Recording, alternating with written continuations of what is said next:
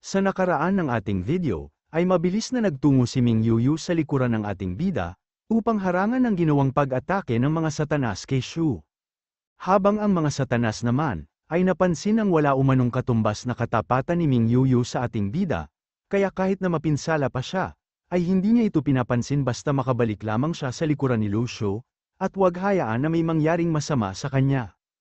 Kaya naman naisip ng mga satanas, na gamitin ang katapatan at patuloy na pagprotekte ni Ming Yuyu sa likod ng kanyang hari, upang pagudin siya at ubusin ang kanyang superpower, hanggang sa umabot sa punto na kaya na nilang patayin si Ming Yuyu. Pero bigla nga din silang nagulat, matapos na maramdaman ang isang malakas na fluctuation ng superpower, at sa kanilang likuran nga mula sa Inner Palace, ay bumulusok patungo sa kalangitan ang isang malakas na enerhiya. Bigla nga ding nagkaroon ng reaksyon ang mga espada ng disipulo ng Sword Pavilion, sa malakas na fluctuation ng superpower na kanilang naramdaman, at habang nagtataka at napapatanong ang mga ito sa kung ano ang nangyayari, at natahimik lang naman sa gulat si Gu Lingfei at Jiang, habang nakatingin sa kalangitan. At matapos nga ding mapansin at maramdaman ng ating bida, ang superpower na nagmumula sa Inner City, ay sinabi nito na wala umanong duda, na ang superpower na ito ay nagmumula sa kanyang kapatid na si Xiaoyu. Samantala pagsapit nga ng gabi sa western part ng Inner Capital, ay makikita naman natin ang mga kidlat, na nagmumula kay Carol na kasalukuyang nakatayo sa pader ng Inner City.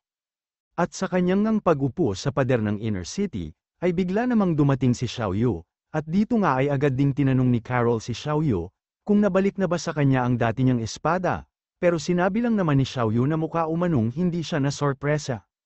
Pero sinabi lang naman ni Carol, na magmula umano nang makita niyang nakatanggap ng liham si Xiaoyu, mula sa disipulo ng Sword Pavilion, ay inaasahan na niyang darating ang araw na ito, at hindi nga din daw siya naniniwala, na hindi siya nag-iwan ng kahit ano para sa kanyang sarili, bago siya mamatay dati. At bigla ngang nagkasalpukan ang mga tingin ng dalawang babaita, habang sinasabi ni Xiaoyu na akala daw niya ay nakafocus si Carol sa kanyang cultivation, pero hindi pala at pagdating sa chismis ay nangunguna siya. At akala nga din daw ni Xiaoyu, ay sumuko na si Carol sa kanilang laban, pero sinabi lang naman ni Carol na pag-usapan na lang ulit nila ang patungkol dun, pag natapos na ang digmaan. Sunod ay inilabas nga ni Xiaoyu ang kanyang espada, kasabay na din ang paglabas nito sa kanyang enerhiya na nagmumula sa espada, at matapos nang makita ni Carol ang enerhiyang nagmumula kay Xiaoyu, ay bigla siyang napatanong, kung hindi daw ba ito ang lakas o kapangyarihan na meron si Xiaoyu dati, kung saan ay nasa two-world realm din ang antas ng kanyang cultivation. Pero ngumiti at nanatiling tahimik lang naman si Xiaoyu, kaya bahagya ding natahimik maging si Carol, hanggang sasabihin nga niyang nais ni Xiaoyu na magbalik ang dati niyang kapangyarihan, pero na-reincarnate na nga daw siya, kaya naman hindi na babalik ang buo niyang lakas noon, kung saan ay parte lang ng dati niyang lakas ang maaaring magbalik. Sunod ay sinabi nga ni Xiaoyu na tama umano si Carol, dahil hindi nga daw babalik ang dating cultivation level niya na two worlds realm, pero sa kasalukuyan nga daw ay nasa peak na siya ng maestro level, at sa tingin nga din daw niya ay sapat na ito. Sunod ay ginamit nga niya ang kanyang kapangyarihan, kung saan matapos niyang iwas-iwas ang kanyang espada, ay isang space ang nap unit at nagbukas sa kalangitan, kung saan ay makikita din natin ang kanyang Snow Mountain, at habang masyado nga ang takot ng mga satanas sa kanilang nakikita, ay sinabi naman ni Xiaoyu, na ngayon umano ay hihiramin niya ang kanyang kapangyarihan, mula sa nakaraan niyang buhay. At ilang sandali nga lang din ang nakalipas, ay hindi mabilang na espada ang unti-unting lumalabas mula sa kanyang Snow Mountain, at ang mga espada ngang ito ay agad ding nabalot ng kanyang superpower. Sunod ay sinabi nga ni Xiaoyu, na ang Snow Mountain umano niya ay tila isang maliit na daigdig, na binuksan na umano ng founder ng Sword Pavilion dati, at ayon nga daw kay Jiang, ay tinago ng dati niyang pagkatao ang maliit na daigdig na ito, kung saan ay hinihintay lang din siya na magkaroon ng sapat na abilidad, o cultivation level upang magbukas ito. At ayon nga daw sa founder ng Sword Pavilion, ay maaaring mamatay ang mga tao, o maaari siyang mamatay, pero ang maliit na daigdig nga daw na yun ay tiyak na hindi maglalaho, at sa loob ng maliit na daigdig nga daw, ay nag-iwan ng isang regalo ang founder ng Sword Pavilion, para kay Xiaoyu at sa ating bida. At ang regalo nga na tinutukoy ng founder ng Sword Pavilion, ay ang kanyang kapangyarihan na siya ding regalo umano nila sa kanilang mga kalaban, at sana nga daw ay makatulong ito, upang mawala ang lahat ng sagabal at pumipigil sa kanilang layunin.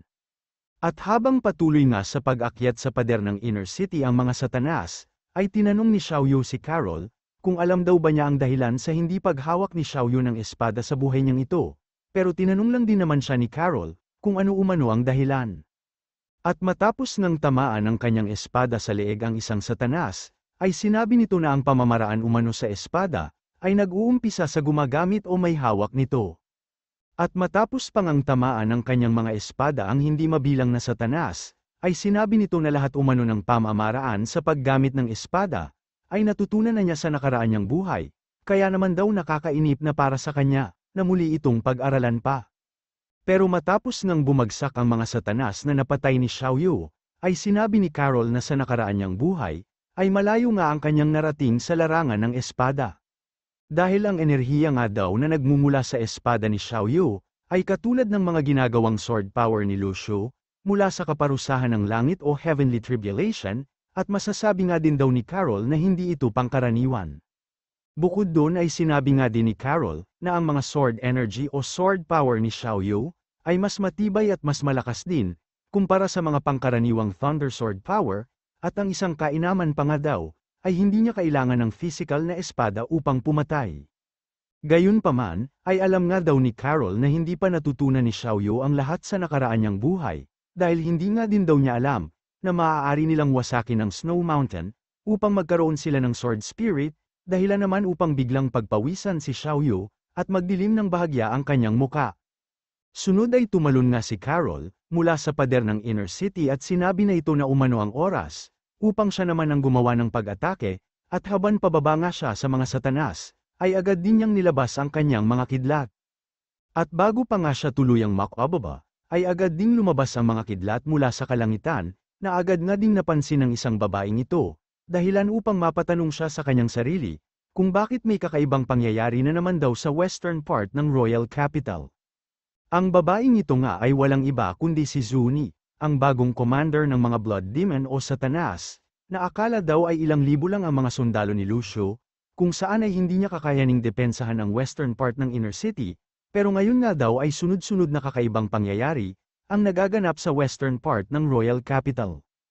Agad nga din niyang sinuntok ang puno sa kanyang tabi, nang dahil sa sobrang inis sa dalawang maestro level umano sa western part, dahil binibigyan siya ng sakit sa ulo o problema. Pero bigla nga ding sinabi ng kanyang kasamahan, na ang dalawang puppet masters umano, ay kasalukuyan ng patungo sa kanila ngayon, kaya naman daw kailangan nilang lumipat sa ibang lugar, at patuloy na magtago, kaya naman agad ding umalis ang commander ng mga satanas.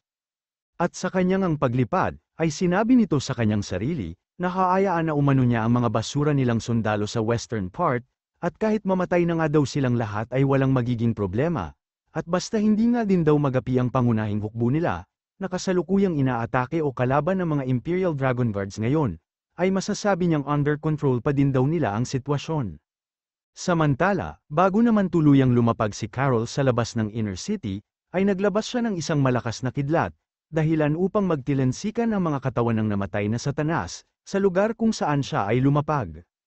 At habang naglalakad nga si Carol sa labas ng inner city, ay nababalot naman siya ng kanyang mga kidlat, at agad na ding nagtungo sa kanya si Xiaoyu, na tinatanong kung nasa peak na din daw ba siya ng maestro level, sabay tanong kung nasaan na umano ang kaparusahan ng langit niya, pero sinabi lang naman ni Carol na maghintay lamang si Xiaoyu, dahil hindi magtatagal, ay makikita nga din daw niya ang kaparusahan ng langit ni Carol.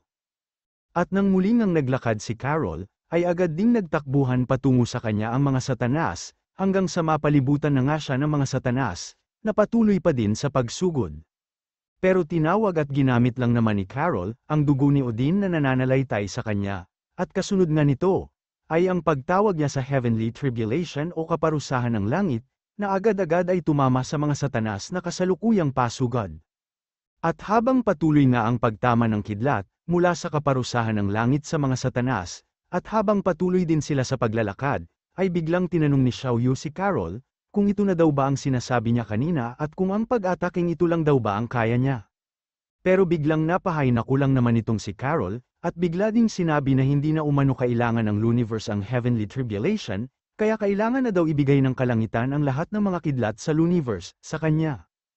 At muli ay tumama pa nga ang mga mas malalakas na kidlat, sa pulutong ng mga satanas, at sinabi na mayroon daw talagang mga tao na hindi natatakot sa kaparusahan ng langit, pero ang may kakayahan upang makontrol nga daw ang kaparusahan ng langit, ay nag-iisa lamang, at yun nga ay walang iba kundi si Carol. Sunod ay nagkasundo nga ang dalawa, na magparamihan umano ng mga mapapatay na Satanas, at agad nga nilang sinugod ang hukbo ng mga Satanas, kung saan ay namamatay o pinapatay nila ang bawat nilang madaanan, gamit ang kanilang mga abilidad. Samantala, agad namang napansin ni Zuan ang kaganapan sa western part ng Royal Capital, at sa kanyang imahinasyon, ay matindi na naman ang labanan ng dalawang babaita, kaya agad din niyang sinabi kay Negrito, na wag umano niyang susubukang galitin ang mga babae, dahil ang nakikita nga daw nila ngayon sa western part ng Royal Capital, ay ang example ng mga babaeng nagagalit. Pero matapos namang mapatay ni Negrito ang isang Satanas, ay sinabi niyang kailangan daw mag-ingat ni Zuan, at huwag niyang susubukan pang asarin si Xiaoyu at si Carol, dahil ang dalawang babae nga daw na yun, ay mga monsters. Sinabi nga din ni Negrito at Zuan, na nung una umano ay nag-aalala sila sa dalawa, dahil sila lamang ang magbabantay sa western part ng Royal Capital, pero ngayon nga daw, ay mukhang wala naman silang dapat na alalahanin, at kahit pa umano mamatay sila ay tiyak na walang magiging problema sa western part ng Royal Capital. Sunod ay sinabi nga nila, na ang sigawan umano mula sa loob at labas ng inner city dahil sa nagaganap na digmaan, ay niyayanig ang heavens and earth, at habang patuloy nga ang mainit na labanan ng East State at Sword Pavilion, ay biglang ginamit ng mga disipulo ng Sword Pavilion, ang kanilang mga sword spirit sa pag-atake, at habang patuloy ang pagsipa at pagtadyak ng kanilang mga sword spirit sa mga kalaban, kung saan habang masyado din ang tuwa ng mga sword spirit nila, sa bawat mapabagsak nilang mga kalaban, ay masyado naman ang hiya ng mga disipulo ng Sword Pavilion, dahil sa mga walang hiya at bastos daw nilang sword spirit. Sunod ay sinabi nga nito, na sa tingin umano niya ay magbabago na ang style ng Sword Pavilion, pag natapos ang kasalukuyang digmaan na nagaganap, at hindi na nga lang nakapagsalita ang lalaki sa kaliwa, kung saan ay agad din silang nakapag-imagine. Dahil dati umano pag maghahamon ng laban ang mga disipulo ng Sword Pavilion, ay nakasakay sila sa magarang espada, pero ngayon nga daw, ay mga sword spirit na nila ang kanilang daladala, kung saan ay sasabihin na lang din nila, na nais nilang manampal ng mga kalaban. At dahil nga dito, ay nasabi na lang din ng lalaking ito, na mukhang nalilihis na umano sila ng landas, o magbabago na ng imahe ang Sword Pavilion, nang dahil sa mga sword spirits nila. Pero may biglang ang humawak sa kanyang balikat, at dito ay sinabi ng isa na tapos na umano ang duty ng first batch, kaya naman daw oras na upang magpalitan sila, at sinabi nga din nila, na kung meron man umanong nagkaroon ng pinsala o naubusan ng sword energy sa kanila, ay huwag itong kalimutang ipagbigay alam kaagad. Pero matapos ngang maupo at magsimulang magpahinga ang mga ito, ay biglang nagbukas ang isang portal sa loob ng inner city, at nang mapansin nga ito ng lalaki, ay isang tila likido na enerhiya ang lumabas sa portal, at masyado nga ang kanyang gulat, matapos makita ang mga maestro level mula sa East State, na agad inatake ang kanilang mga kasamahan. Pero matapos nga ng kanilang biglaang pag-atake, ay agad ding nasabi ng ibang disipulo ng Sword Pavilion, na mayroong umaatake sa kanila, kaya naman agad ding ginamit ni Gul Ingfei ang kanyang abilidad, upang iligtas ang mga disipulo ng Sword Pavilion. At matapos ngang mailigtas ni Gul Ingfei ang disipulo ng Sword Pavilion, ay nagulat naman ang mga maestro level mula sa East State, sa biglaang pag-atake ni Gul Ingfei sa kanila, habang sinasabi na masyado umanong malalakas ang kanilang loob, upang magtungo ng inner city at atakihin ang mga disipulo ng Sword Pavilion. Muli ay naghanda nga ng pag-atake si Gul Ingfei sa mga kalaban, pero matapos siyang makapaglunsad ng kanyang pag-atake, ay bigla ding nanlaki ang kanyang mga mata sa gulat, dahil ang mga maestro level ng East State, ay agad na gumawa ng kanilang portal upang tumakas, dahilan upang mapatanong din si Gul Ingfei sa kanyang sarili, kung ano ang nangyayari at kung bakit aalis na sila kaagad. Gayunpaman, ay sinabi din ito na wag na umano nilang pangarapin pang makaalis ng buhay, at ginamit nga niya ang kanyang sword spirit, upang atakihin ang isang maestro level mula sa East State. Sunod ay sinabi nga ni Gul Ingfei, na dahil umano sa nagtungo na lang din sila dito, ay wag na silang magmadali pa sa pag-alis, sabay tanong kung ano na daw ang sitwasyon sa kampo ng East State ngayon, at kung ano ang mga plano ni Yu Fuyao. Pero bigla nga ding nilabas ng lalaki ang isang purple na perlas, at matapos itong mapansin ni Gul Ingfei, ay agad na din siyang naglunsad ng isang malakas na pag-atake sa kalaban. At matapos ngang mawala ang usok mula sa pag-atake ni Gul Ingfei, ay dumating naman si Jiang, kung saan ay agad niyang tinanong si Gul Ingfei, sa kung ano umano ang nangyayari, pero sinabi lang naman ni Gul Ingfei na nakatakas umano ang nahuli niyang maestro level. Sinabi nga din ni Gul Ingfei, na dapat umano nung una pa lamang, ay pinugutan na niya ng leeg ang maestro level mula sa East State na yun, pero hindi nga daw kasi niya alam, na bibigyan ni Yu Fuyao ng mga teleportation artifact ang kanyang mga tauhan.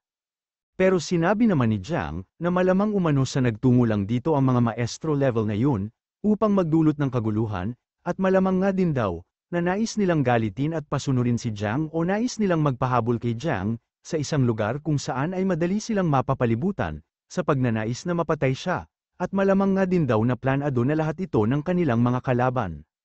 Kaya naman sinabi ni Gul Ingfei, na malamang umano sa iniisip ng mga taga-West State, na kung sakali umanong sumunod sila Jiang sa mga pinasugod nilang maestro level, ay matutupad ang plano nila, na kulungin sa isang formation sila Jiang, kung saan ay sasapat na umano ang 10 maestro levels, upang patayin ang lahat ng mga miyembro ng Sword Pavilion. Pero kung hindi nga daw susunod sila Jiang, o kung hindi sila kakagat sa bitag na hinanda nila ay wala din naman daw magiging problema, dahil kailangan lang nilang magpatuloy sa mga sneak attacks nila sa Inner City, upang unahin at unti-unting patayin ang mga pangkaraniwang disipulo ng Sword Pavilion, hanggang sa mapilitan na nga daw na sumunod sila Jiang sa kanila. At kahit na anong gawin o piliin nga daw ng mga taga-Sword Pavilion, ay napaghandaan na nila ang lahat, sabay sabi na kahit anong mangyari ay lalabas at lalabas din sila ng Inner City. Pero bigla nga ding nagbukas ang isang portal, na agad namang naramdaman ng isang ito, kung saan ay sinabi nga niyang mula sa isang maestro level, ang fluctuation na kanyang naramdaman, sabay utos sa kanyang mga kasamahan na ihanda ang kanilang formation.